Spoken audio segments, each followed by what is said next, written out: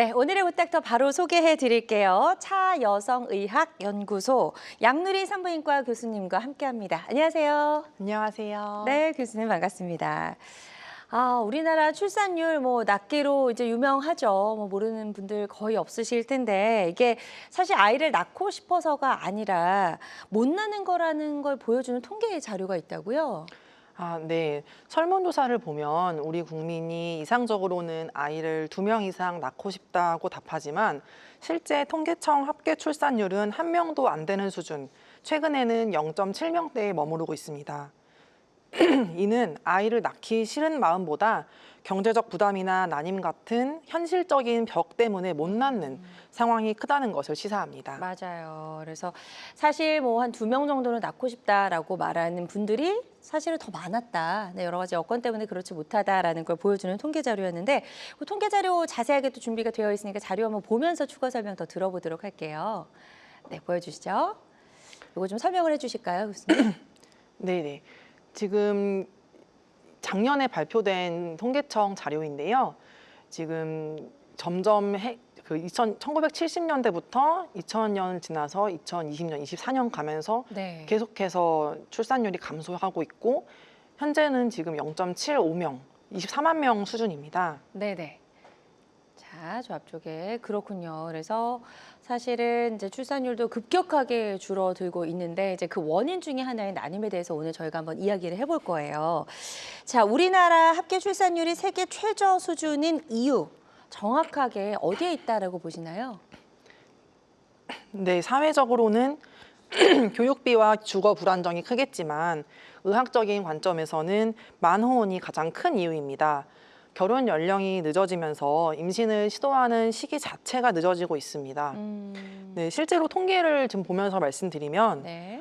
계속해서 평균 출산 연령이 높아지고 있고 또 모의 연령별 출산율 그래프도 점점 오른쪽으로 이동하는 것을 보실 수 있습니다. 이것이 난임 인구 증가와 직결되면서 출산율 저하로 이어지는 악순환이 계속되고 있습니다. 네. 이제 예전에는 20대 중후반이었다면 지금은 30대 중반이 이제 그 평균 첫 출산 연령이 되었다라고 하니까 정말 거의 한 10년 가까이 늦어진 걸 저희가 이 그래프를 보면서 알 수가 있었고요. 아무래도 좀 이제 연령이 높은 상태에서 임신을 시도하다 보니까 그래서 이제 난임이 더 많아지나 봐요. 어떤가요? 네, 아무래도 이제 결혼을 늦게 하다 보니까 그만큼 아기도 더 늦게 시도하게 되고 네. 그래서 계획대로 아기가 바로 생기지 않고 좀 자꾸 안 생겨가지고 더 고민하시다가 늦게 병원에 오시면 더욱 더 이제 임신 가능하신 가능성이 떨어진 상태에서 그쵸. 병원에 오시는 경우가 예. 많습니다.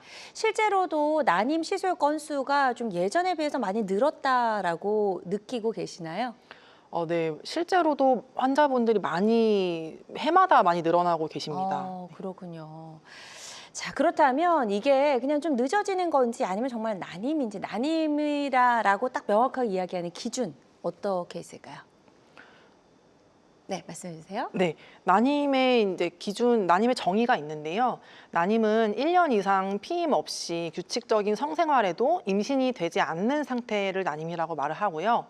여성 나이가 35세 이상에서는 6개월 이상 규칙적인 성생활을 해도 임신이 안 되는 상태를 난임이라고 제가 부르고 있습니다. 네, 그러니까 임신이 좀 어려운 거다라고 이해를 하면 되는 거죠? 네, 예전에는 네. 불임이라고 해서 임신이 불가능하다는 지금 뜻으로 들려가지고 그쵸. 오해가 조금 있었는데 요새는 난임이라고 해서 임신이 어려운 상태라고 표현을 하고 있습니다. 네. 치료 가능성에 초점을 둔 표현으로 변했습니다. 네.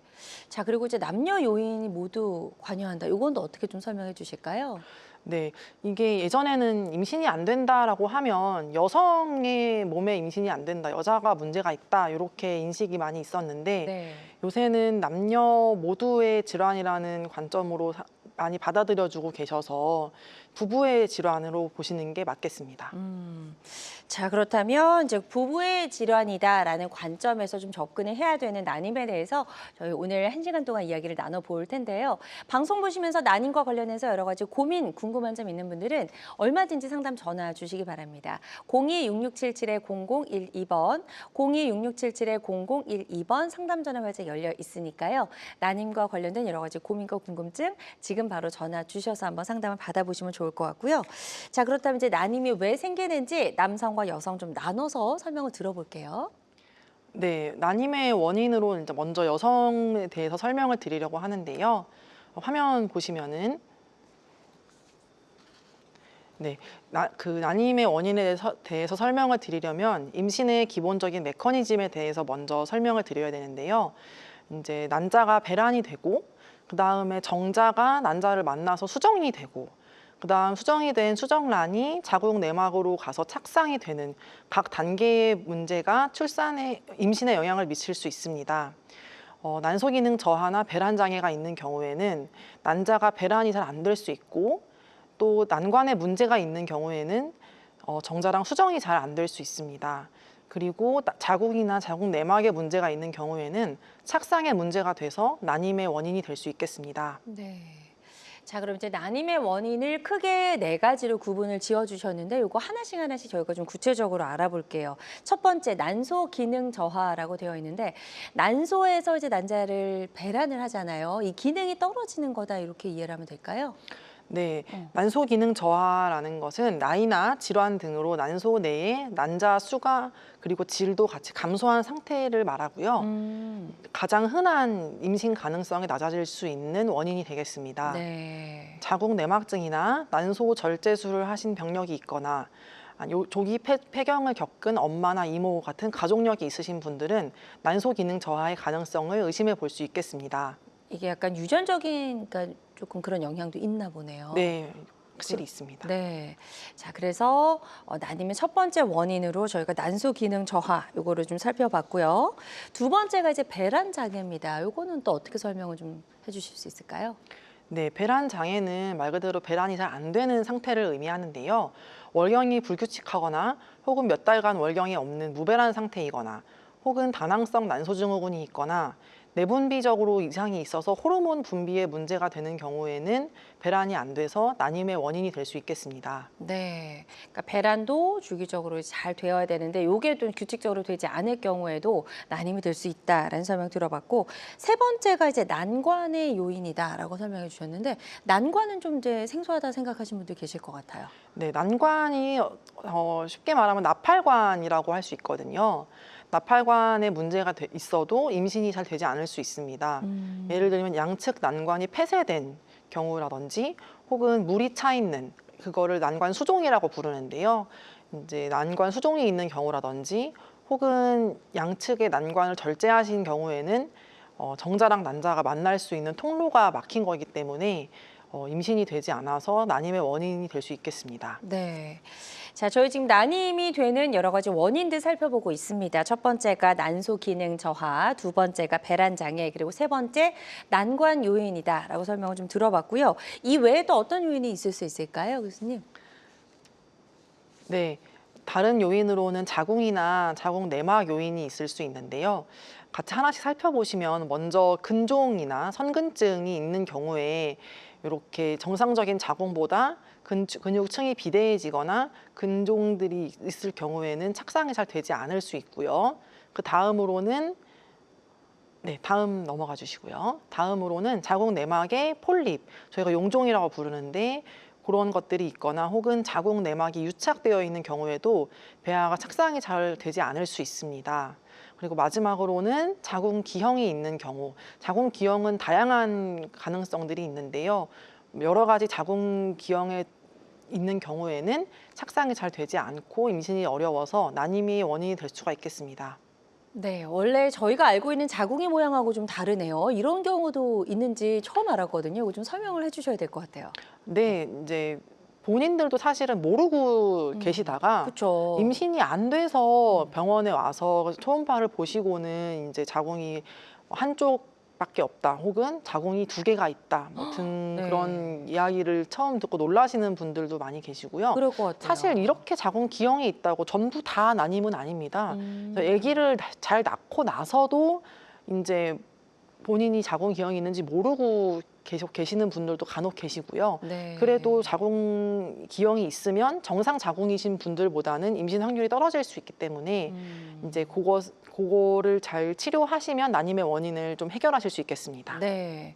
그럼 이제 저렇게 자궁의 모양이 좀 이제 원래 정상과는 좀 다르더라도 충분히 착상이 가능하고 임신이 가능하긴 한 거죠? 네, 그럼요. 가능하십니다. 네.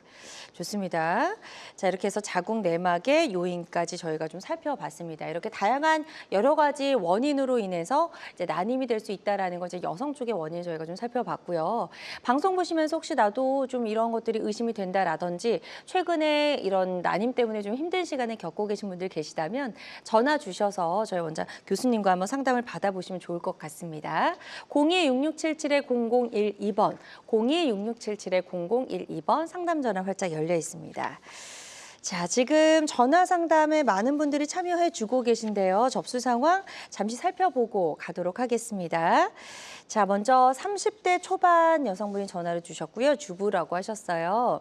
2년 전에 결혼을 했는데 임신이 지금 안 되고 있다고 합니다. 주변에서 이제 자꾸 눈치도 주고 여러 가지 좀 스트레스 받고 계실 것 같은 생각이 드는데 아직 병원에서 적극적으로 치료를 받진 않으신 것 같아요. 2년 정도 시도를 했는데 안 생겼다. 그럼 이제 난임으로 좀 볼 수가 있을까요, 교수님? 네. 결혼 후 피임 없이 1년이 지나면 난임으로 보고 기본 검사를 해보는 게 원칙인데요. 이미 2년이 지나셨다면 남편분과 같이 두 분이 함께 검사를 받으시는 게 좋겠습니다. 나이가 아직 30대 초반이시라서 원인을 빨리 찾고 도와드릴 수 있는 경우가 많기 때문에 혼자 고민하지 마시고 빨리 난임 전문의에게 오셔서 검사하시는 게 제일 중요합니다. 네. 일단 남편분하고 같이 병원에 가게 되면 가장 먼저 하게 되는 검사는 어떤 게 있을까요, 교수님? 네, 검사를 하시게 되면 기본적으로 초음파 검사라든지 호르몬 검사 그런 것들을 먼저 하게 되고요. 네. 그 외에도 이제 다른 경우에는 염색체 검사 등등 많은 검사들이 사실 있는데요. 처음부터 하지는 않고 단계별로 이상 상황이 있으면은 그거를 또 정밀 검사를 하고 네. 그렇게 진행이 됩니다. 네, 그렇군요. 그래서 일단 이 정도면 아직 연령도 충분히 젊으시고 하기 때문에 병원에 도움을 받을 수 있다라고 말씀을 해주셨어요. 한번 남편분과 같이 병원에 가셔서 검사 받아보시고 상담 받아보시면 좋을 것 같습니다. 자, 다음으로 또 전화 주셔서 사연을 남겨주신 분도 30대세요. 30대 후반이시고 직장인이라고 하셨어요.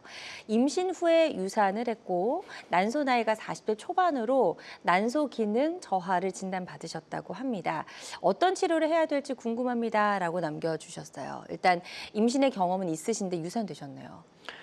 네, 유산의 아픔에 난소 기능 저하까지 겹쳐서 마음이 많이 맞아요. 좀 안 좋으실 것 같아요. 그래서 난소 나이가 40대라면 남은 시간이 많지가 않기 때문에 자연 임신이나 인공수정을 고집하기보다는 더 늦기 전에 과감하게 시험관 시술을 선택해서 건강한 배아를 확보하는 것이 임신 성공을 높이는 지름길이라고 생각합니다. 네, 좋습니다. 그래서 일단 좀 빠르게 검사를 또 받아보시고 도움을 받을 수 있는 방법이 있으니까요. 희망을 놓지 마시고 한번 시도해 보셨으면 좋겠고요. 저희가 방송 끝날 때까지 또 이런 여러 가지 다양한 이야기를 추가적으로 더 방송 보시면 아시게 되니까요. 끝까지 저희 방송 함께 해주셨으면 좋겠습니다. 자, 다음 또 전화로 접수된 사연 하나 더 만나보도록 하겠습니다. 이번에는 40대 초반 여성분이시고 자영업하고 계시다고 하셨어요. AMH 수치가 낮다고 하는데 자연 임신을 포기하고 바로 시험관 시술을 해야 되는지 궁금합니다라고 하셨어요. 한약 드시고 계신데요. AMH 수치가 뭔가요, 교수님? 전 처음 들었어요. 네, AMH라고 요새는 많이 알려져 있긴 한데요. 네. 정확히 말하면 난소 기능 검사라고도 하고 난소 나이 검사라고도 하고 이제 그거 검사를 통해서 난소에 얼마나 난자가 남아 있는지 난자의 양을 알 수 있는 지표입니다. 네. 그래서 이제 AMH가 수치가 낮다라고 하면은 난소 나이가 높다 이렇게들 표현을 하시거든요. 네. 그래서 이제 이 시청자분 같은 경우에는 40대 초반에 AMH 수치까지 낮다면 난자의 양과 질이 모두 급격히 떨어지는 시기이기 때문에 한약이나 민간요법에 의존하면서 시간을 보내기에는 사실 기회비용이 너무 크다고 생각이 되거든요. 네. 그러니까 지금 바로 난임 전문의를 찾아서 상담을 하시고 필요하다면 즉시 시험관 시술을 시작하는 것이 좋겠습니다. 네, 좋습니다. 아주 정확하고 명쾌하게 상담을 해주셨어요. 이 부분 참고하셔서 치료 받으시는데 꼭 좀 도움이 되셨으면 좋겠습니다. 계속해서 상담 전화는 활짝 열려 있습니다. 전화로 다양한 증상과 궁금증 남겨주고 계신데요. 02-6677-0012번, 02-6677-0012번으로 전화 주시면 되겠고요. 전화상이다 보니까 저희가 보다 명확하게 진단을 내려드리는 데에는 어느 정도의 한계라는 게 존재할 수 있다라는 점 말씀을 드리고요. 가까운 병원에 내원하셔서 전문의의 정확한 진단 후에 적극적으로 치료를 시작하시기를 바랍니다.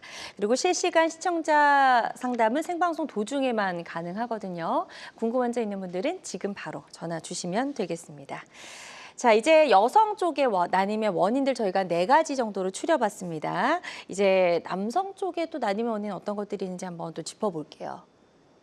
네, 말씀해 주세요. 네, 남성 난임의 원인으로는 화면 보시면은 정자 수가 감소하거나 혹은 운동성이 많이 떨어지거나 혹은 정자의 형태가 이상이 있을 경우에는 난임의 원인이 될 수 있습니다.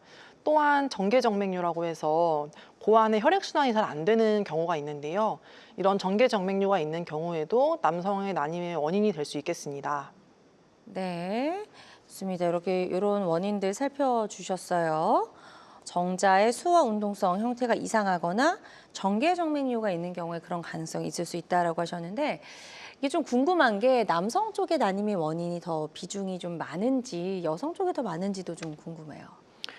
네, 남성 통계 자료가 있는데요. 화면 같이 보시면 남성 단독 원인이 40%, 또 여성의 단독 원인도 40%로 사실은 같이 1대1의 이제 비율을 가지고 있고요. 네, 거의 비슷하네요. 네네, 남녀 모두가 원인이 있는 경우가 10%, 또 검사를 해도 둘 다 정상인, 원인 불명의 난임인 경우도 10%가 있겠습니다.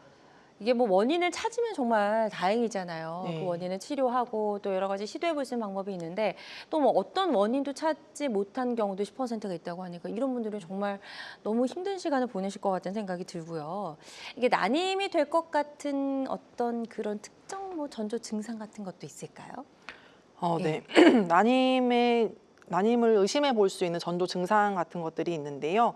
여성 같은 경우에는 월경이 좀 불규칙하다든지 혹은 몇 달간 월경이 끊어지는 무월경 상태가 된다든지 혹은 여드름이 좀 많이 나거나 다모증이라고 해서 팔다리에 털이 많이 나거나 수염이 나거나 그런 경우가 있을 수 있고 네. 또 혹은 월경 양이 너무 많거나 생리통이 너무 심하거나 골반통이 심한 경우에도 혹시 난임의 원인이 될 수 있으니까 가서 검사를 받아보시는 게 좋겠습니다. 네. 또 남성 같은 경우에는 고환의 통증이나 부종이 있는 경우에도 아까 말씀드렸던 정계정맥류 같은 것의 증상이 될 수 있기 때문에 그런 증상이 있는 경우에는 가서 검사를 받아보시는 것이 좋겠습니다. 네.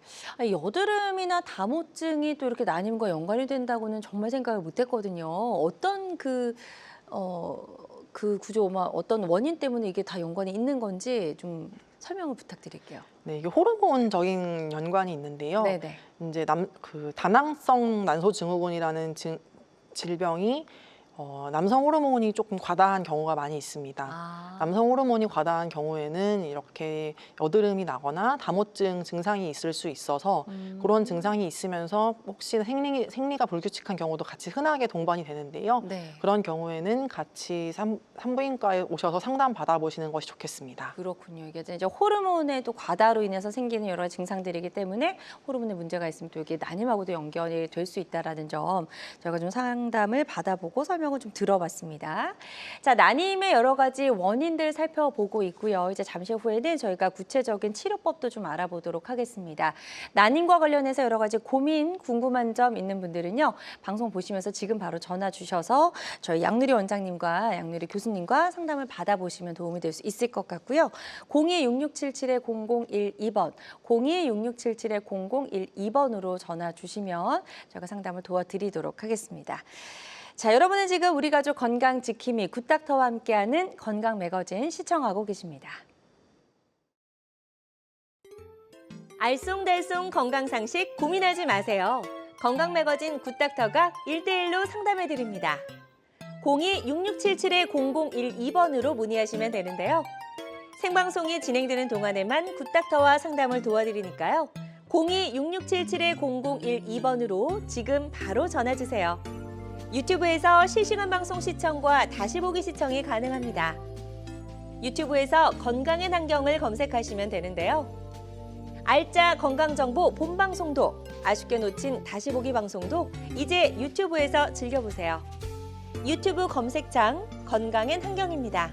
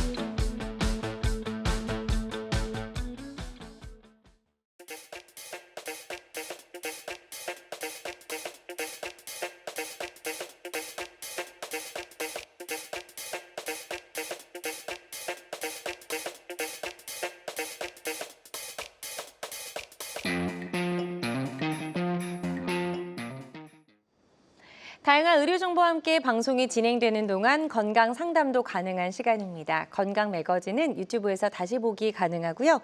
유튜브에서 건강엔 한경 검색하시면 되겠습니다.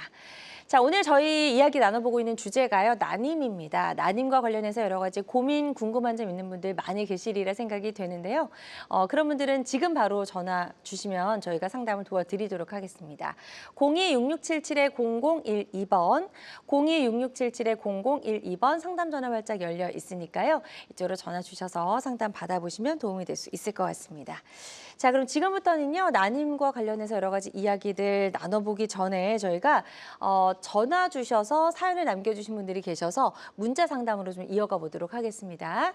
자, 30대 여성분 전화 주셨고 결혼 후 2년째 자연 임신이 되지 않고 있다고 합니다. 생리 주기가 불규칙하고 배란 시기가 일정하지 않다라고 하셨는데 지금 이런 경우엔 치료가 좀 필요할지 전화를 주신 것 같거든요. 어떻게 하는 게 좋을까요, 교수님? 네, 사실 이런 환자분들이 최근에 굉장히 흔하고 진료실에 많이 상담을 찾아오시고 계십니다. 근데 이런 경우에는 이제 배란을 시켜주는 배란 유도제라는 먹는 약이 있거든요. 그거를 통해서 배란을 유도해서 날짜를 언제 부부관계를 할지 잡아드리는 경우로 임신이 사실은 어렵지 않은 경우가 많아서 네. 너무 걱정하지 마시고 기본 검사는 사실 진행은 해야 되거든요. 예를 들면 나팔관이 막혀 있는 경우에는 배란 유도제를 통해서 임신 시도를 해도 안 될 그쵸. 수가 있기 때문에 소용이 없죠. 그런 난소 기능 검사나 남편분 정액 검사도 하셔야 되고 나팔관 검사 이렇게 세 가지를 시행 후에 특별한 문제가 없다면 배란 유도제를 먹고 임신 시도를 해보시면 임신율이 많이 올라갈 수 있을 것 같습니다. 네, 좋습니다. 지금 일단 세 가지 검사는 필수적으로 지금 바로 좀 해보시는 게 좋을 것 같다라고 말씀해 주셨고 또 배란 유도제를 드시면서 계속 이제 임신을 시도해 볼 수 있다라고 말씀해 주셨으니까요. 혼자 너무 고민하지 마시고 병원에 가셔서 한번 전문의 도움을 받아 보셨으면 좋겠습니다. 다음 또 전화로 접수한 사연 하나 더 만나보도록 하겠습니다. 보여주시죠. 40대 여성분이시고 생리량이 갑자기 많아지고 덩어리열이 자주 보인다고 합니다. 하복부 통증과 빈혈 증상이 동반된다라고 하셨는데 자궁근종을 진단받고 약물 치료를 하고 계시다고 해요. 이런 경우에는 치료하면서도 좀 임신을 시도를 해볼 수가 있을까요? 어떤가요?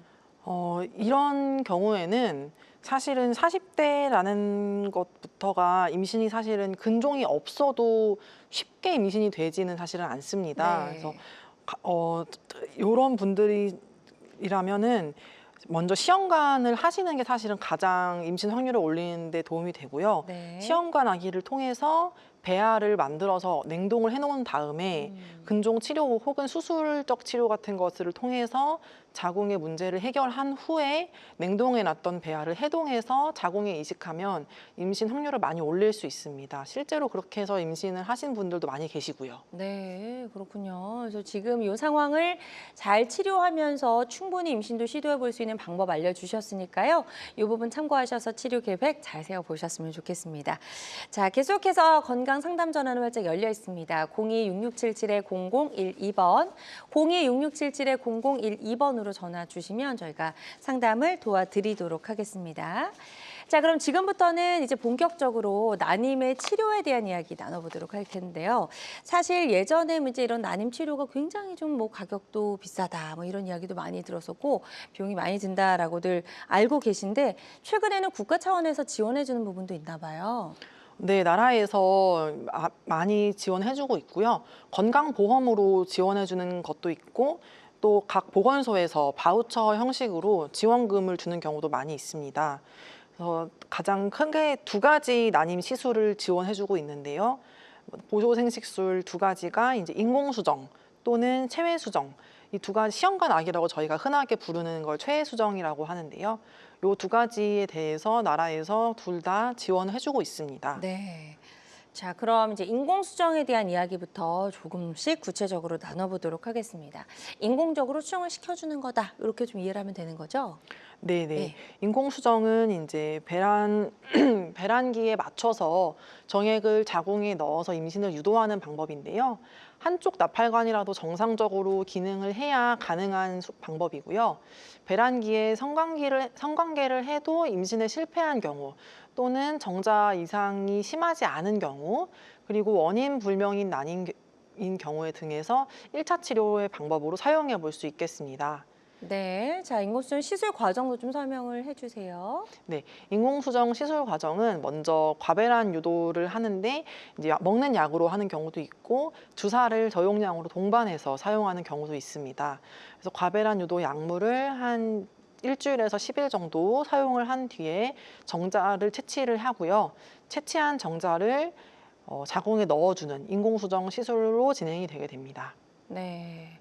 좋습니다. 일단 배란이 평소보다 더 많이 되게 한 다음에 이제 이런 여러 가지 방식들을 시도를 하게 되는 건데 요거 치료하는 그러니까 전체 과정을 뭐 어느 정도 좀 시간이 필요하다라고 좀 예상을 해볼 수가 있을까요? 처음에 생리 2, 3일 차에 와서 초음파를 보고 피 검사를 하고 그리고 이제 약을 문제가 없을 경우에는 네. 먹는 약과 주사 약을 동반해서 사용하기 시작하는데 네. 짧게는 한 일주일 정도 쓰는 경우도 있고요.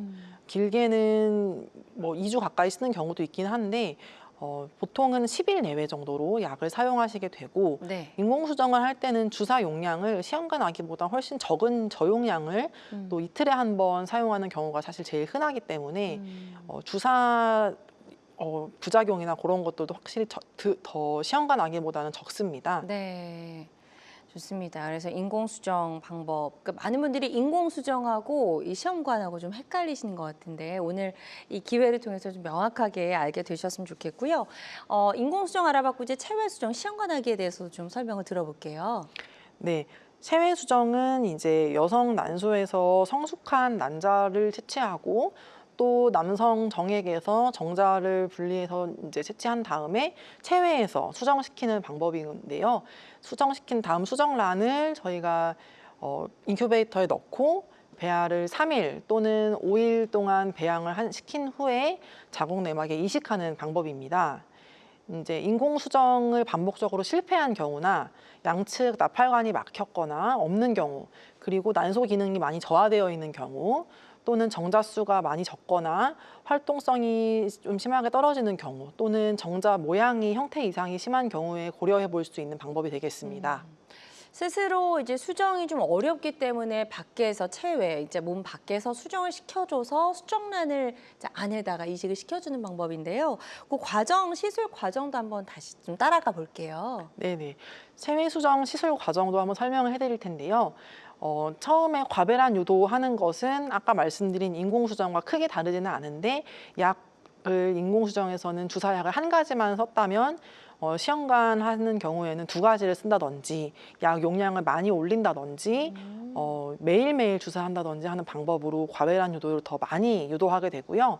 그리고 난자 채취를 하는 과정이 추가가 됩니다. 난자 채취를 한 다음 남편분 정자도 채취를 해서 그것을 저희가 연구실에서 난자와 정자를 수정시키고 그거를 인큐베이터에서 배양을 하는 과정을 거쳐서 배아가 만들어지면 그 배아를 자궁에 이식하는 과정까지 체외 수정의 일부로 보시면 되겠습니다. 네.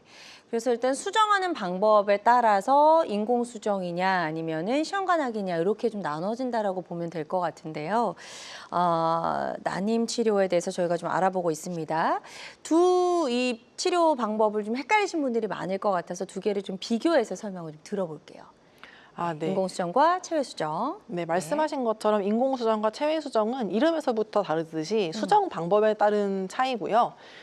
체외 수정은 난자를 외부에서 채취한 다음에 연구실에서 정자랑 수정을 시켜서 생성된 배아를 자궁에 이식하는 방법이고요.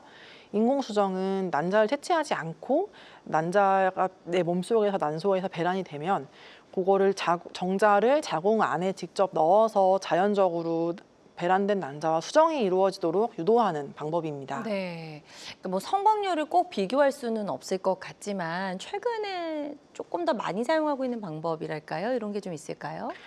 인공수정의 성공률은 교과서적으로 10에서 15%라고 나와 있고요. 네. 체외 수정의 성공률은 배아 이식 한 번당 한 30~40% 이상으로 알려져 있습니다. 네. 그래서 체외 수정이 훨씬 성공률이 높기는 하고요. 네네. 그래서 인공수정을 먼저 그럼에도 불구하고 인공수정을 먼저 시도해 보시는 이유가 조금 더 부담이 없고 난자 채취를 마취하고 채취하는 그런 과정이 생략되고 또 약 용량도 적게 사용하기 때문에 인공수정을 먼저 부담 없게 해보시려는 분들이 많습니다. 네. 좋습니다. 인공수정과 체외수정, 시험관악에 대해서 저희가 좀 이제 설명을 비교해서 들어봤습니다. 환자들마다 치료 효과는 조금씩 다를 수가 있겠고요. 어떤 치료든 치료 방법을 결정하기 전에 반드시 신중을 기한다는 점 꼭 기억해 주시면 좋을 것 같습니다. 양누리 교수님과 함께하고 있습니다. 저출산 문제 해결에 답이 되어줄 난임 치료에 대해서 알아보고 있고요.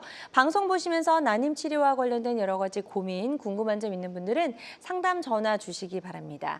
02-6677-0012번, 02-6677-0012번으로 전화 주시면 저희가 친절하게 상담을 도와드리도록 하겠습니다. 자, 그리고 실시간 시청자 상담은 생방송 도중에만 가능하니까요. 궁금한 점 있는 분들은 주저하지 마시고 지금 바로 전화 주시기 바랍니다. 자, 그리고 요즘 이제 젊은 여성분들 사이에서 저는 이렇게 TV에 나와서도 이런 이야기들 하시던데 난자 냉동했어요. 막 이렇게 이런 얘기도 하시더라고요. 그러니까 난자 냉동에 많은 여성분들이 관심을 갖고 계시더라고요. 네, 요새 실제로 난자 냉동에 대해서 많이 문의하시는 분들이 굉장히 많이 늘었습니다. 네. 근데 난자 동결 같은 경우에는 사실은 이제 크게 두 가지로 나눌 수 있는데요. 이제 암을 치료하기 전이나 난소를 수술하기 전에 미리 난자를 얼려두려는 그런 질환의 목적에서 접근하시는 분들이 있고요. 네. 이제 그런 것들이 아니더라도 문제가 없더라도 연령이 증가함에 따라서 난소 기능이 저하되는 것을 대비해서 이제 당장 임신 계획이 없지만 먼 미래에 건강한 아이를 만날 가능성을 열어두고 싶은 미혼 여성분들이 이제 모든 분들이 사실은 난자 동결은 가능하시거든요. 그래서 다들 많이 요새 문의를 많이 하고 계십니다. 네.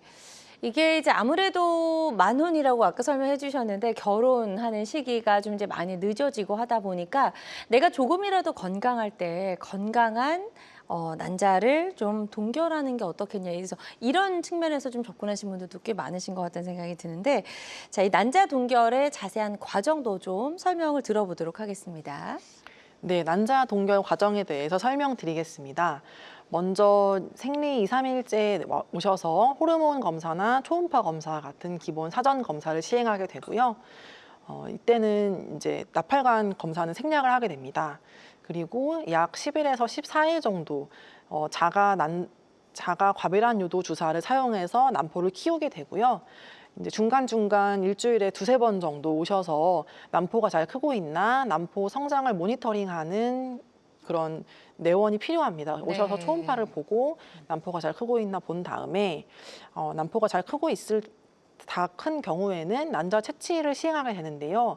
난자 채취는 수면 마취를 통해서 시행하게 되고 채취 시간은 약 15분 정도 소요가 됩니다. 그리고 회복하는데 약 1시간 정도 회복실에서 회복을 마치고 이제 귀가하시게 됩니다. 네. 그리고 네, 귀가하실 때는 그래서 난자 동결을 하실 때 혼자 오실 수는 없고요. 보호자분이 꼭 같이 한 분은 오셔야 되는 게 있고, 또 이제 다 난자 채취한 난자를 모두 동결하는 건 아니고요. 정상 난자만 동결하고 정상 난자 중에서도 성숙 난자를 위주로 동결을 하고 있습니다. 그렇군요. 이 과정의 시간은 대략적으로 어느 정도 좀 소요가 될까요? 네, 처음 생리 시작해서 2, 3일 차에 오신 다음에 네. 난자 채취를 할 때까지 보통은 2주 정도 소요가 되고요. 네. 2주 동안 병원에는 한 4번 정도 평균적으로 방문하신다고 생각하시면 되겠습니다. 네. 그런데 이게 난자를 얼마나 많이 보관을 해야 되냐, 이것도 좀 많이들 궁금해하실 것 같거든요. 네, 난자를 몇 개 얼려야 되냐 이런 네. 질문도 많이들 해주시는데요. 나이에 따라서 권장되는 채취 목표가 조금 다릅니다. 35세 미만의 좀 젊은 연령에서는 한 10개에서 15개만 얼려도 사실은 아기를 나중에 한 명 낳을 수 있다고들 말씀하시면 맞고요. 35세에서 37세에서는 조금 더 많이 15개에서 20개 정도는 얼려야 목표로 안전하겠고, 그리고 최소 38세 이상에서는 20개 이상이라고 여기는 나와 있는데, 저희는 실제 진료실에서는 25개는 최소 얼려야 안전하게 나중에 아기를 한 명 낳을 수 있다, 평균적으로 연구 결과에 대해서 설명드리고 있고요. 냉동된 난자 1개가 사실은 태아 1명을 보장하는 것이 아니기 때문에 손실률을 고려해서 충분한 난자의 수를 모으는 것이 중요합니다. 네, 좋습니다.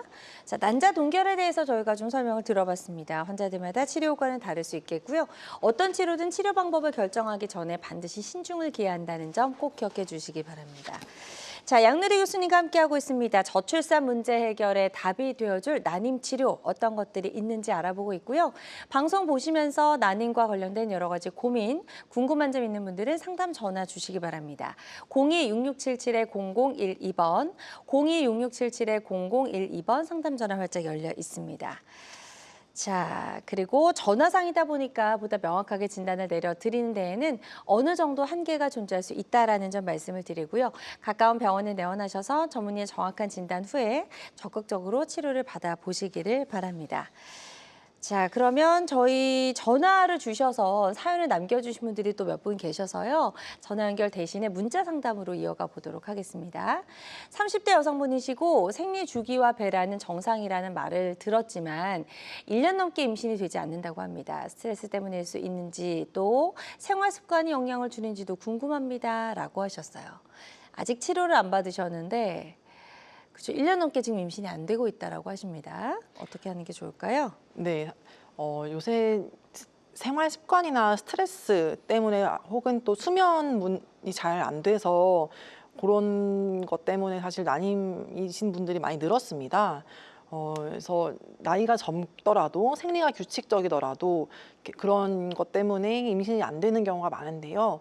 그런 경우에는 사실은 이제 운동을 규칙적으로 하시고 네. 식습관을 조금 점검해서 배달 음식이나 인스턴트 음식은 좀 줄이시고 그리고 이제 충분한 7, 8시간 이상의 수면을 취하시는 게 임신 확률을 올리는 데 많은 도움이 됩니다. 네. 체온도 좀 높은 게 좋다 뭐 이런 이야기도 있던데 이것도 근거가 있는 걸까요? 뭐 무작정 높은 게 사실 좋지는 않은데요. 네. 이제 몸이 차가우면 임신이 안 될 수 있다 이런 말을 사실은 많이 물어보세요. 맞아요. 그래서 몸을 따뜻하게 하는 뭐 한약이라든지 그런 것들을 좀 드시는 것이 좋냐 이런 것들도 문의를 많이 주시고 계신데 사실 증명된 바는 없거든요. 그래서 이제 그런 거에 대해서 과학적으로 이제 몸이 따뜻하면 더 임신이 잘 된다 이런 거는 입증된 바는 없기는 합니다. 그렇군요. 자, 이렇게 첫 번째 전화 상담 해결을 해드렸습니다. 저희가 상담 도와드린 내용이 치료 받으신 데 도움이 좀 되셨으면 좋겠습니다. 또 다음 사연 만나보도록 할게요. 자, 이번에는 30대 여성분 전화를 주셨고 피임약을 5년 이상 꾸준히 복용하셨다고 합니다. 이런 장기 복용이 난임이나 호르몬 문제로도 이어질 수 있는지 좀 걱정된다라고 하셨는데요. 그래서 이제 뭐 피임약을 꾸준히 먹는 게 너무 안 좋은 게 아니냐 이런 이야기도 저도 좀 많이 들었는데 어떤가요, 과학적으로? 아, 네. 피임약을 사실은 오래 먹는다고 해서 난임이 되지는 않습니다. 그 피임약을 장기 복용한다고 해서 난임이 되거나 호르몬 문제가 생기지 않기 때문에 임신을 원하는 시점에 호르몬을 중단하시고 임신 시도를 하시면은 충분히 난임이 아니고 임신이 가능하십니다. 그렇군요. 자, 지금 상담 잘 해주셨고요. 이 부분 참고하셔서 치료 잘 받아보셨으면 좋겠습니다. 자, 이어서 마지막 또 다른 전화로 접수된 사연 만나보도록 할게요. 40대 초반 직장인이라고 하셨는데요. 건강검진에서 큰 이상이 없는데 임신이 어렵다고 합니다. 평소 스트레스와 피로도가 높다라고 하셨고 아직 적극적으로 치료를 받지는 않으신 것 같습니다. 이분은 어떻게 난임 치료를 시작하셔야 될까요? 네, 사실은 40대라고 하셔서 40대에는 사실은 자연 임신이 쉽게 되지는 않을 수 있습니다. 따라서 다른 문제는 없는지 난임 전문의와 상담을 하셔서 피검사나 초음파 검사, 나팔관 검사 등을 해보시는 게 좋겠고요.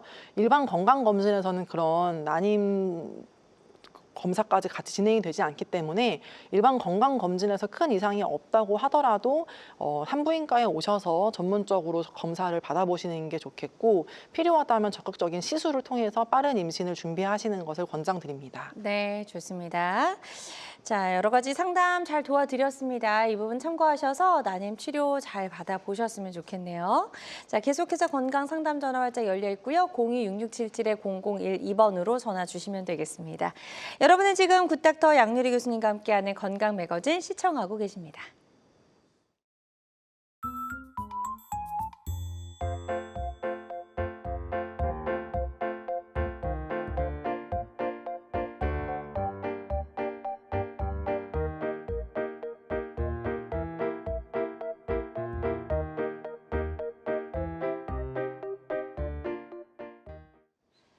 네, 지금부터는 Q&A를 통해서 난임과 관련된 궁금증 해결해보는 시간 갖도록 하겠습니다. 자, 첫 번째 질문부터 화면으로 만나보시죠. 부부관계 후 물구나무를 서면 임신이 더 잘 되나요? 라는 질문입니다. 글쎄요, 이게 근거가 좀 있을까요? 이런 거를 실제로 또 이제 물어보시죠. 네, 물어보시기도 하시고 많이 하신다고 하시더라고요. 아, 진짜요? 저는 네, 근데 사실은 아니고요. 실제 사실이 아니고 정자는 사정 후에 몇 분 내에 나팔관까지 이동할 수 있는 능력이 있습니다. 따라서 관계 후에 10에서 15분 정도 그냥 편하게 누워 계시는 것만으로도 충분하고요. 굳이 힘들게 물구나무를 서실 필요는 없습니다. 오히려 좀 위험하실 수 있습니다. 아, 네. 그렇군요. 자, 이런 이야기들 많이들 하시는데 사실 과학적으로 좀 근거가 있는 것 같진 않다라고 말씀해 주셨고 그냥 10분에서 15분 정도 조금 더 편안하게 그냥 누워 계셔도 충분하다라고 말씀해 주셨으니까요. 이 부분 참고하셨으면 좋겠습니다. 자, 다음 궁금증 또 화면으로 확인해 보도록 하겠습니다. 보여주시죠. 특정 음식, 두유, 석류, 흑염소 이런 걸 많이 드신다고 하는데 이걸 많이 먹으면 착상이 잘 되나요? 라는 질문입니다. 수정란인 착상이 잘 되는지. 예. 아, 네. 사실 어떤 한 가지 음식이 착상률을 확 올려준다는 과학적 근거는 없습니다. 규칙적으로 식사를 하시고 체중 관리를 하거나 혈당 관리를 잘 하시는 그런 전반적인 건강 상태가 착상에 훨씬 더 중요하다고 보시면 되겠습니다. 네, 좋습니다. 그래서 이 외에 전반적으로 이제 건강 관리를 잘 하시는 것이 훨씬 더 도움이 된다라고 하셨으니까요. 그 부분 잘 기억해 두시면 좋을 것 같고요. 자, 이번에는 어떤 궁금증인지 또 화면으로 만나보겠습니다. AMH 수치가 낮으면 자연 임신이 안 되나요? 라는 질문입니다. 아까 이 AMH 수치가 나왔었어요. 그죠? 네네. AMH는 난소 기능 검사라고 많이 말씀하시고 난소 나이 검사라고도 많이 말씀을 하시는데요. AMH는 난자의 양을 보여주는 지표지 질을 의미하지는 않습니다. 그렇군요. 따라서 AMH 수치가 낮아도 난소에 남아있는 난자의 양이 적다 이렇게 이해를 하셔야지 질이 낮다 이렇게 이해하시면 안 됩니다. 따라서 수치가 낮아도 배란만 규칙적으로 잘 된다면 자연 임신은 가능합니다. 네. 다만 임신이 가능한 기간이 남들보다 짧을 수 있기 때문에 서두르시는 게 좋겠습니다. 네, 좋습니다. 임신이 안 되는 건 아니다라고 말씀을 해주셨고 조금 서두르는 게 좋겠다라고 말씀해 주셨으니까요. 이 부분 참고하시길 바랍니다. 자, 이어서 다음 궁금증 하나 더 만나보도록 할게요. 보여주시죠. 과배란 유도 주사를 맞으면 폐경이 빨리 오나요? 라는 질문입니다. 이런 것들도 많이 좀 궁금해하실 것 같아요. 네, 실제로 많이 걱정을 하세요. 시험관 하면은 빨리 폐경되는 거 아니냐, 그러니까 안 하고 싶다, 이렇게들 말씀하시는 경우도 네. 있거든요. 근데 실제로는 그렇지는 않습니다. 과배란 주사는 어차피 그달에 자연적으로 소멸해 버릴 난자들을 살려서 쓰는 원리이기 때문에 내 몸에 저장된 미래의 난자들을 미리 당겨 쓰는 것이 아니라서 폐경 시기와는 무관합니다. 그 점은 걱정하지 않으셔도 되겠습니다. 네, 좋습니다. 걱정하지 않으셔도 될 것 같다. 아주 명쾌하게 답을 해주셨으니까요. 이 부분 참고하시기 바라고요. 자, 마지막 궁금증 하나 더 확인해 보도록 하겠습니다. 보여주시죠. 시험관 시술을 반복하면 난소암 유방암의 위험이 커지나요? 라는 질문입니다. 이것도 좀 많은 분들이 걱정하시는 것 같기도 해요. 저도 좀 들어봤거든요. 네네. 실제로 저희 산부인과에서도 그런 걱정들이 있어서 해외에서도 그렇고 연구를 많이 해봤습니다. 네. 그래서 대규모 연구 결과에 따르면 예를 들면 시험관을 한 그룹과 하지 않은 그룹을 미래를 비교해봤을 때 두 그룹에서 그렇게 유의한 암 발생 차이가 보이지 않았습니다. 네. 그래서 이제 대규모 연구 결과 과배란 유도제가 유방암이나 난소암 위험을 뚜렷하게 높인다는 근거는 현재는 없는 상황이고요. 현재까지 연구로서는. 네. 다만 원래부터 자궁내막증이나 호르몬 질환이 있던 분들이 난임 치료를 많이 많이 받으시기 때문에 그런 본인이 가진 기저 질환과 가족력은 난임 치료와 별도로 따로 체크해 보시는 게 안전하실 것 같습니다. 네, 좋습니다. 보통 이제 여성분들 이제 시험관 시술한다 그러면 굉장히 이제 여성분들한테도 굉장히 힘든 시술이라고들 이야기를 하시더라고요. 그래서 이거를 뭐 어느 정도 주기를 좀 떼고 해야 된다 이런 이야기도 있던데요. 계속 할 수는 없어서. 네, 그렇게들 알고 계시는 경우도 많은데 네. 그게 사실은 이제 규칙으로 그렇게 정해져 있는 건 아니고요. 그렇군요. 매달 하시는 경우도 있고 또 한 달 하고 한 달 쉬고 또 다음 생리 때 하고 한 달 쉬고 이렇게 하시는 경우도 있고요. 또 때에 따라서는 2달을 쉬고 오기도 하고요. 그거는 사실 그때그때 몸 상태에 맞춰서 하는 경우가 가장 흔합니다. 네. 채취하고 나서도 부작용이 없이 저자극으로 했으면 매달 채취하는 경우도 있고요. 조금 용량을 많이 써서 난소가 많이 부어 있거나 배에 물이 차거나 그러면은 한두 달 쉬었다가 하는 경우도 있습니다. 네. 좋습니다. 양유리 교수님과 함께 저출산 시대를 헤쳐나가기 위해서 반드시 풀어야 할 숙제 난임에 대해서 이야기를 좀 나눠봤습니다. 난임 치료를 고려 중이거나 또 이렇게 받고 계신 분들 많으시리라 생각이 되는데요. 그런 분들께 그런 분들이 꼭 알고 있어야 할 주의사항 같은 게 있다면 어떤 게 있을까요? 네. 제가 오늘 많은 설명을 드리기는 했지만 사실 난임 치료의 모든 시술에는 성공 가능성도 있지만 그에 반해서 실패하실 수도 있는 가능성이 있고요. 또 다른 부작용들이 있는데 예를 들면 다태 임신, 저희가 쌍둥이나 새쌍둥이 같은 다태 임신이나 과배란 증후군 같은 부작용이 있을 수도 있고요. 네. 또 적지 않은 의료비가 동반이 되고 정서적인 부담, 사실은 이제 병원에 자주 와야 되고 오래 와야 되고 이런 것들이 이제 직장 생활 병행하시면서 하기에도 사실은 쉽지 않기 때문에 네. 시작 전에 담당 전문의와 충분한 상담을 하셔서 요 시험관을 하는 게 이제 본인한테 얼마나 도움이 될지 필요한지 얼마나 걸릴지 이런 것들에 대해서 어떤 부작용들이 있을지 상담을 충분히 하시고 하는 걸 권장드리고요. 오늘 말씀드렸던 내용은 일반적인 정보일 뿐이고 구체적인 진단과 치료 방침은 반드시 진료실에서 주치의와 상의해서 결정해 주시기를 부탁드립니다. 네. 좋습니다. 지금 이제 반드시 알아야 주의사항까지 다 전달을 해주셨어요.